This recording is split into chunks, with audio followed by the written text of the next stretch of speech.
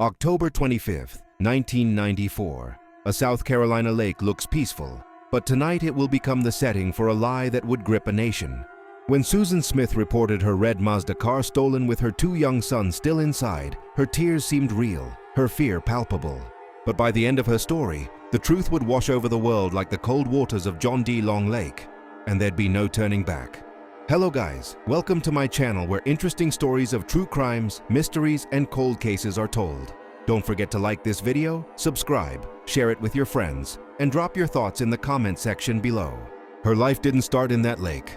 Susan Lee Smith was once a 23-year-old mother of two boys, 3-year-old Michael and 14-month-old Alexander.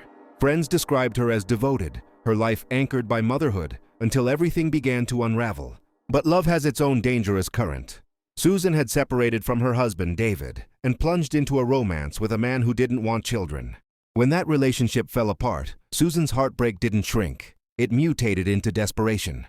Prosecutors later said she saw motherhood and love as an impossible balancing act, and chose the most unthinkable way to resolve it.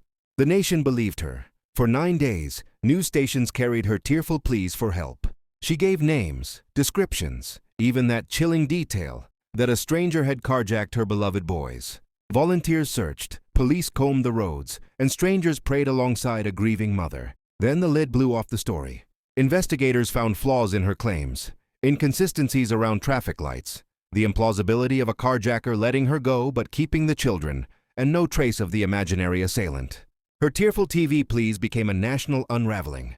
The lake held the real answer. On November 3rd, Susan admitted there was no carjacker. Only her and a decision that would echo for decades. She drove to that quiet ramp, put the car in neutral, and watched as it rolled into the water, with Michael and Alexander strapped in the back seat, sinking deeper and deeper until silence swallowed them. Justice didn't look like forgiveness. In 1995, Susan was convicted of 2 counts of murder and sentenced to life in prison. Decades later, attempts to win parole were met with fierce opposition from the boy's father and the public alike. A tragic ripple that refuses to fade.